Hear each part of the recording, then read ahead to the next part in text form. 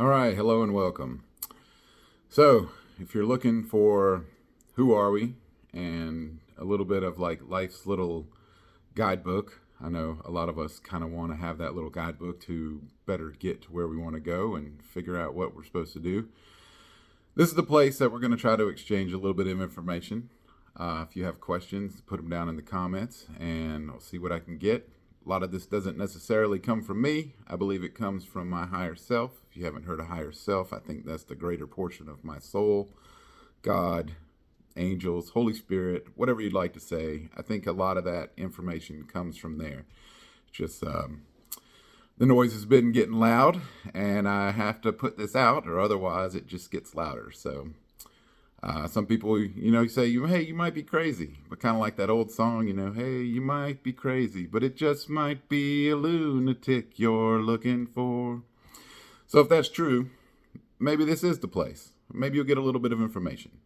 Hopefully you will, and then you can start to think about it. I know I have to watch some of the videos that are kind of like this a few times because once I hear something, my mind starts wandering on it. I think about it and I'm thinking, hey, man, that was good. But then I miss a little bit of the information as well. So I'll go back, try it again, listen it again, download it, see if it listens or it resonates for you.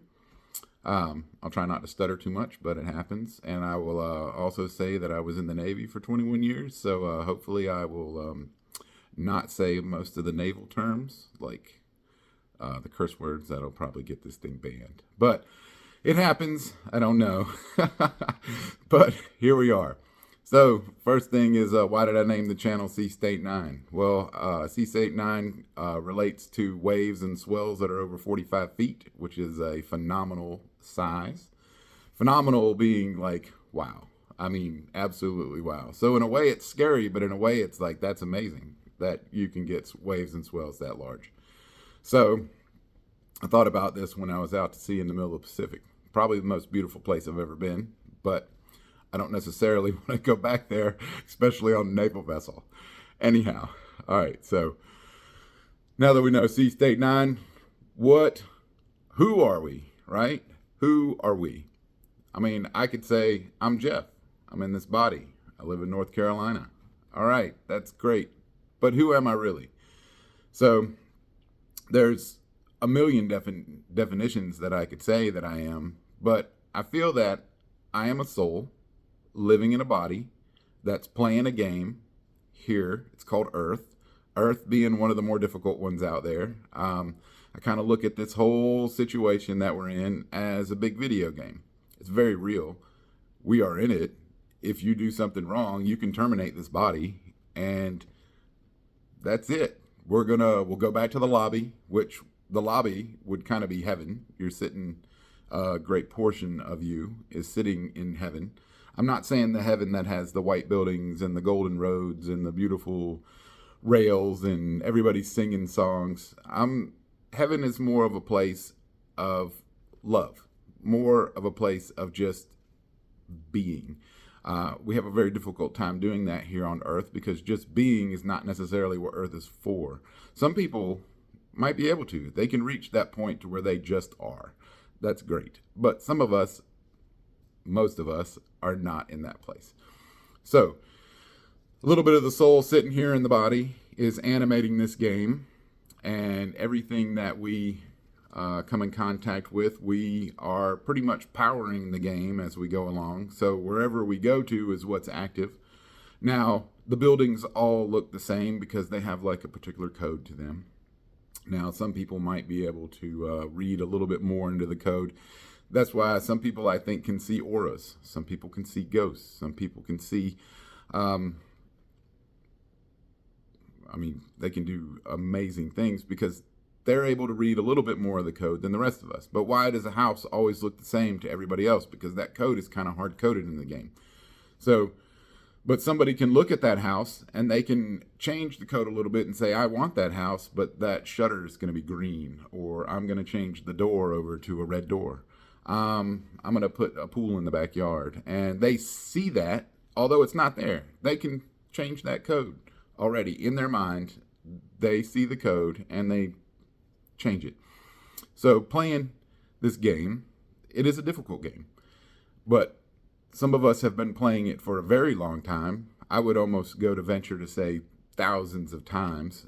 And not to say thousands of times is thousands of years, because I believe in heaven's terms, that's only a few minutes in universal time. But as us game players, we see it as, from birth up until 100, 120, whatever we can get to. And that's a really long time while we're here playing the game. But like on the other side from heaven, sitting in the couch, hey, it's dinner time. We'll just put it down for a minute and they'll come back and play again. So some of the people have been playing this for a very long time. Now, I do feel that there's a lot of people that are here right now that have come from other games that might not necessarily be as difficult as Earth, but might possibly be a little bit higher level than Earth. And they come here to assist with closing out this particular phase of the game of Earth. It's about time to upgrade. We're going to go to the next level. Who knows when that'll happen? That's like in God's time. God is all things. I would like to say that God is not a guy sitting in the sky with a white beard looking down on us and, judging us. I don't believe that that is how it works. I believe that God would be the power, like the absolute power source. Like the sun powers the solar system, God is everything. It is all things. If God was not there, then nothing would be here. So therefore, whatever name you call it by, God is still the glue, the things, that animates everything. So we, the soul, animate the particular body, but the body is consisted of atoms, molecules, different things that is all of God. So we are of God. Not to say that we are God, but we are of God. So now that we have that one out of the way, heaven, like I said, is not the place of golden streets, but it is kind of like your living room, and it has the TV there, a game station going, and your main portion of your soul is playing this particular video game. Some souls, I would like to say, are quite powerful and can play more than one soul at a time. It's possible that they can play up to thousands, but those particular souls are very powerful, and each individual one would not necessarily know of another. So sometimes you will recognize the fact that, I recognize that person from somewhere, but you've never met them before. You might actually be somehow related from that soul. Anyhow, we're getting kind of deep real quick, but if you're finding this a little bit interesting, hit the like button. All right. And then ask some questions, because sometimes I'm trying to go with what I'm hearing here, and there's so much going on that it takes a minute to put it out. So going from there, who are we? We are that portion of the soul, and we're trying to play the game. So how do we play this game? Well, to everybody it's different, but you come in with different abilities.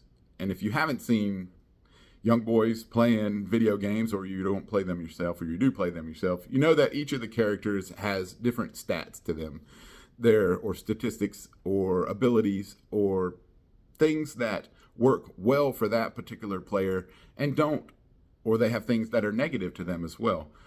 So some people are able to smoke until they're 100, and it doesn't bother them because that's just something that they can do. But some people smoke and they die at 20 from lung cancer. How does that happen? Well, each of us has different attributes or statistics that we are kind of born with. And we have to figure out what it is we have as limitations or as our ultimate superpower that allows us to get to where we want to go. So if this sounds interesting, I'd like to get into some of those superpowers and kind of start off with our life path of numerology life path numbers, and how is it that we can utilize some of those life path numbers to be one of the main guides of getting us in the direction that we want to go. So if that resonates, hit the like button, subscribe, come around for the next video, and we'll do this and find out some more information. Ask any questions you have. I'll ask the guides and my higher self, and we'll see what we get for you, and that might come out in another video as well. Thank you.